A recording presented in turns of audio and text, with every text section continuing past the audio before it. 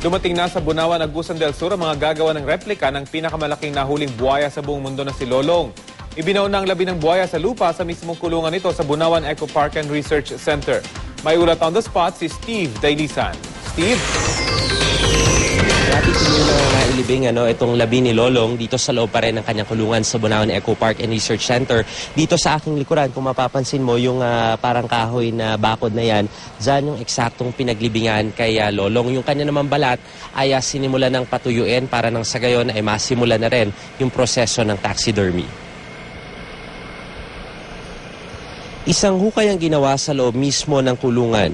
May lalim ito nga 1 metro. Imbes na ilagay sa pinagawang kabaong, nagpa siyang lokal na pamalaan na idiretso na ito sa lupa para mabilis ang proseso ng decomposition.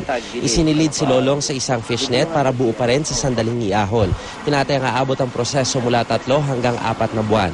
Ang balat naman ni Lolong inilipat muna sa conference room ng munisipyo para roon matuyo sa kaaasnan. Dumating na ngayong araw yung 2 gagawa ng replika ni Lolong. 5 taon na raw sa trabahong ito si Jessie Suerte. Malaking karangalan para sa kanya na makumpleto ang detalye sa kabuuan ni Lolong, pero pinakamahirap daw anya na kopyahin ang ulo nito. Kakailanganin daw ng molde. Yari raw sa resin ang magiging replika at espesyal na pinturang gagamitin para tumagal ng husto ang obra. Ang kasamahan niyang si Mark Morales naman, Rafi, ay veterano na raw sa pagbuo ng mga buto. Ibibleach daw nila ito saka bubuuin muli. Madali naman gumawa ng buhaya.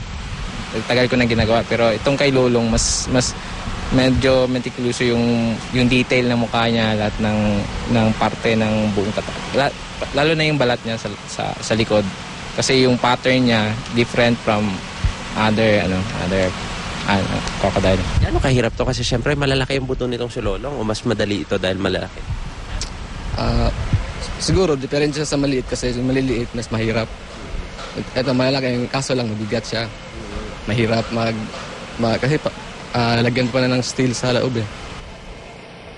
Ang mga finished product ilalagay daw sa loob ng ginagawang Lolong Museum para magsilbing buhay na alaala ng world's largest saltwater crocodile.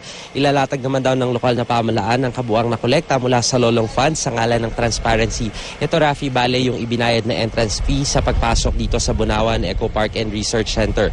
Yung natitirang 2 million pesos sa fund ay gagamitin daw ng buo sa pagbuhay muli ng Bunawan Eco Park and Research Center na gagawin daw instrumento sa pagdami ng mga kauri pa ni Lolong. Gagamitin natin yung yung facilities ng crocodile to breed para sa Agusan Mars.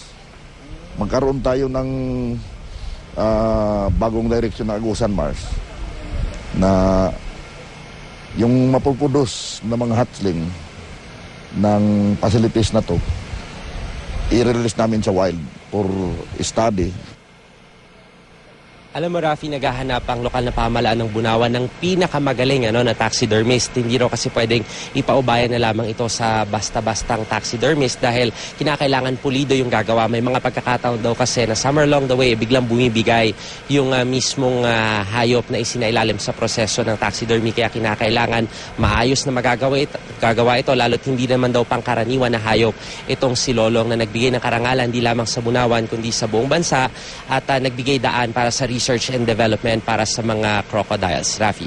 Steve, sa ngayon ba meron tayong impormasyon na, kasi di ba yung ibang mga hayop na kakaiba, katulad nitong si Lolong, kapag sumailalim na sa taxidermy, ay iniikot ito, hindi lang dito sa Pilipinas, kundi sa ibang bansa para makita itong kakaibang hayop na ito. Meron ba tayong impormasyon kung gagawin ito dito kay Lolong?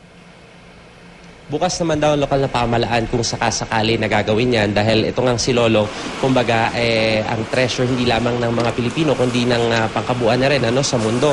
Pero kinakailangan daw sakaling iikot man siya, maibabalik pa rin siya dito sa Bunawan dahil hindi raw pa tayo mga dito na mapunta ito sa ibang lugar, Rafi.